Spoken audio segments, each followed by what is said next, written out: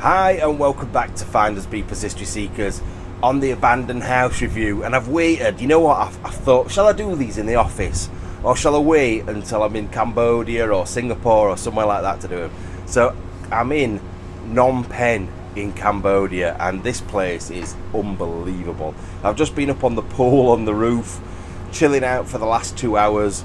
I've got a hard couple of days coming up. There's going to be some big things that I'm doing. Fingers crossed that everything goes to plan. But I just thought I would do some abandoned house reviews for you, because there's a few that I've not done, I've not caught up on, and the ones that we haven't done, we've done part 1 of the Italian village, but not part 2, part 3 and part 4, and they were all so different. So many different things happened over those couple of days. It was just mad. And to think that I was exploring for 16 hours, 2 lots of 8 hours exploring, it's just crazy. I was exhausted and the place was huge. Now, one of the things that you guys said straight away was just how amazing that place was and how much you'd love to visit it and see it yourself firsthand. Can't think of the word. I want to say monk, and it's not a monk. Nun. Look in here. Got piano. A light for the Pope. Piano. Tables sat out and all this stuff. People were scared about my safety, and obviously with things that have happened since then, like falling through roofs, if you've not seen that, you want to go and see that. But with things that have happened since then, I understand why you worry, but it's part of it. You've got to kind of take the rough with the smooth. There's gonna be bad things that happen. I am gonna cut myself. I'm gonna scratch. You want to see the bottoms of my legs? They are scratched to bits, absolutely scarred to nothing. There's only bone in parts. I swear to God there is. But I get it, like there's ladders that are dodgy, there's things that aren't quite safe, and with some of these buildings with the cracks in, it was crazy. It really was. This ceiling would have been good at some point. I don't like the colour of it now. That sort of yellowy, beigey colour. Look under there. Look under there. Oh, do I do it? I feel like this place has been ruined. I feel bad for doing this, but I'm going to have to do it. I just need to uncover a little bit more. Now, I wouldn't do things like this normally because you could say it's vandalism, but it's not. It's not. It's paint flaking off a wall and it's coming off anyway, but this is looks like medieval style paint underneath or something very old. But if I lived here, I'd have to take this white paint off. Look, I can only get that section off. I don't want to absolutely batter it. But just think what's underneath there. And if you look at the ceiling up here as well, you can sort of see there, flowers look painted. And that looks to me very old paintwork. It's even got the gold on it as well. I think it's really good, that. And people say I'm not observant, but yet I notice things like that. Now, people really love the architecture in these places, the old-fashioned style. Even though some of them have been done up and modernised, people really seem to focus on the fact that these places were like beautiful ceilings and one thing and another. And also the paint. This one, it really frustrated me because the beautiful artwork that was underneath the paintwork that people had put on there was hundreds of years old, and people had just painted over it. And you guys seem just as upset and as distraught as me about the loss of this historical piece of artwork. And the thing is, a lot of people wouldn't have even noticed it, but I tend to sort of see things like that because I look at the ceilings quite a lot. So it is frustrating, it is annoying, it is upsetting, but what can you do? There's not a great deal you can do. Oh, this one's different again. They're all very different. This one seems older, like a bit higgledy-piggledy and 1950s-ish. That's what it makes me think. Thonk. I ain't getting tired. Higgledy-poggledy and thonk. I've never heard of those words. Now the second episode, you can start to see I'm getting tired. It's an 8-hour explore, like I mentioned, and normally the maximum you do is maybe 4 or 5. So when you start to get into hour 5, 6, 7, 8, especially walking up and down little steps it's like the village is on a massive hill, and then obviously it finished up in a cave miles from anywhere. It's tiring, and by the end my legs weren't working.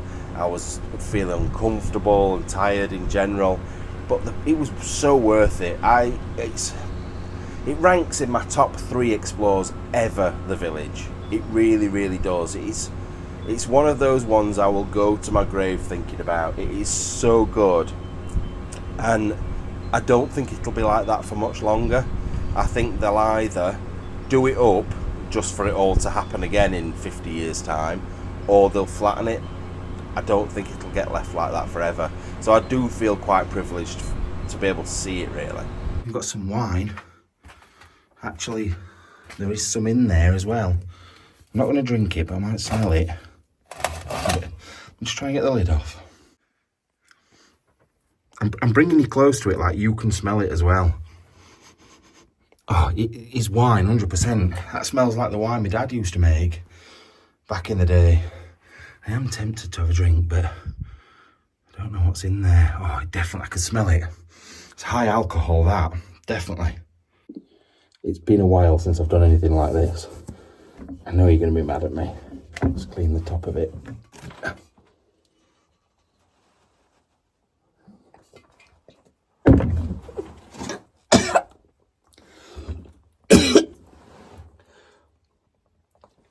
That's not wine. That's vinegar. Unless it's wine that's turned into vinegar. That has ripped my throat out.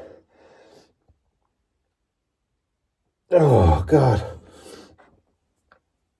Oh. Now, one of the next things people talked about was the whole wine situation, the wine tasting. That was fun. That was really fun.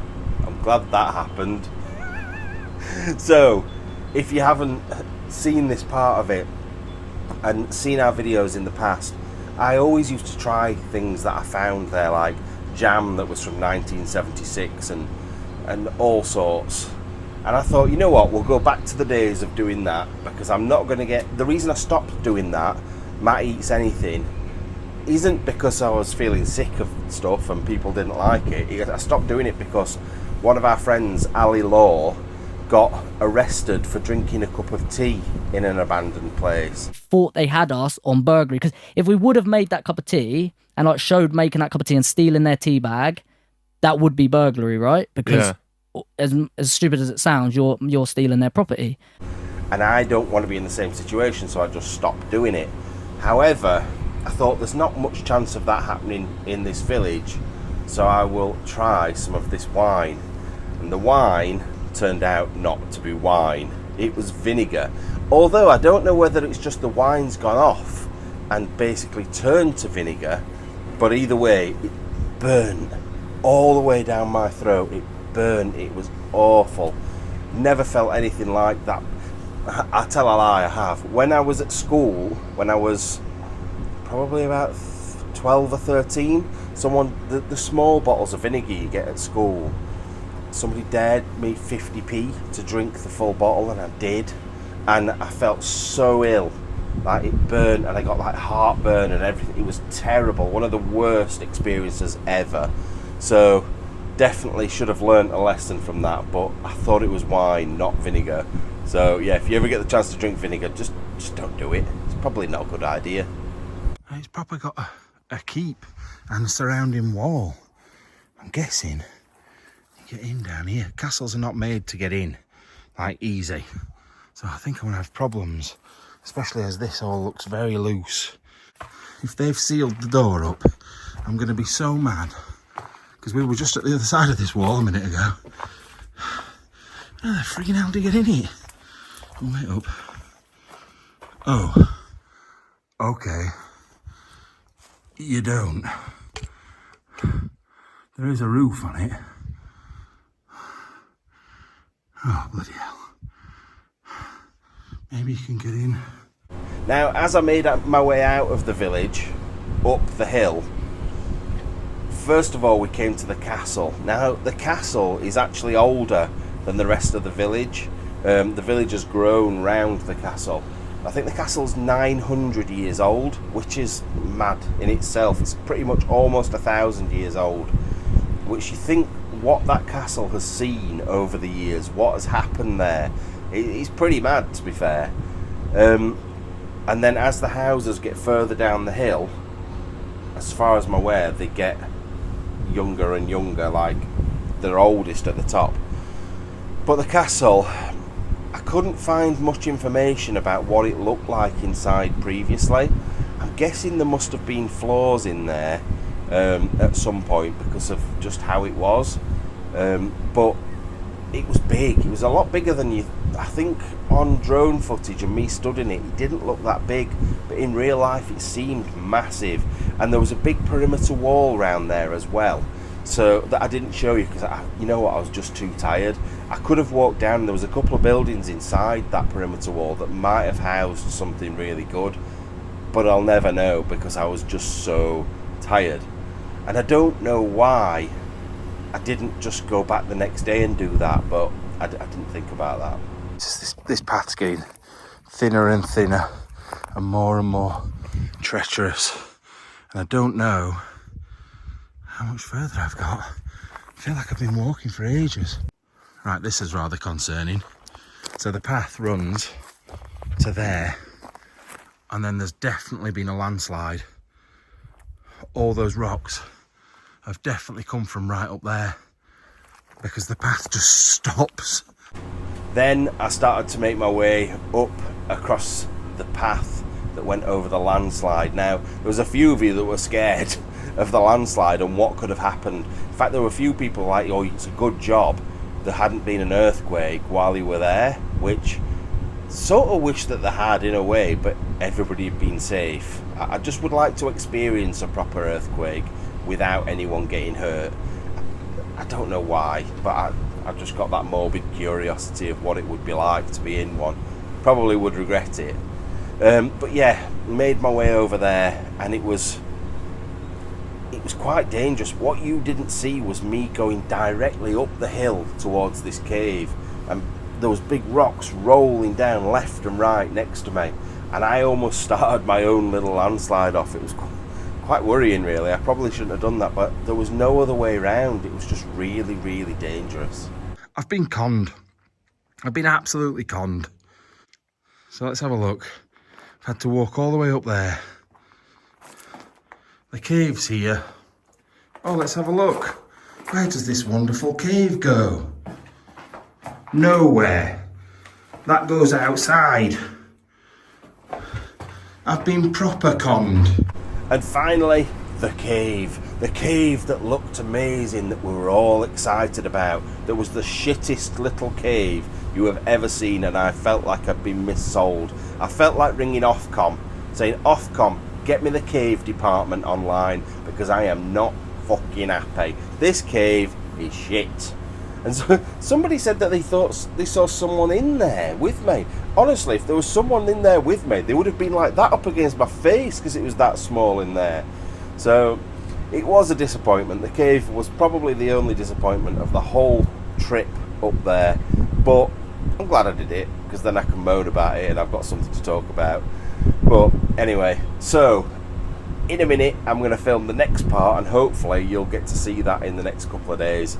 I'll try and get as many done as I possibly can for you and catch up on those. Well, we've got such a beautiful... Well, saying that, there's this bit here, the building, so it's not that exciting. But I might do another one of these up near the pool. I could do it next to the pool and then you get a different view. Or I might just be lazy and do it here, because I can put my light in there and I can put my microphone here and it all works well. So, right, I'll see you later. Bye-bye.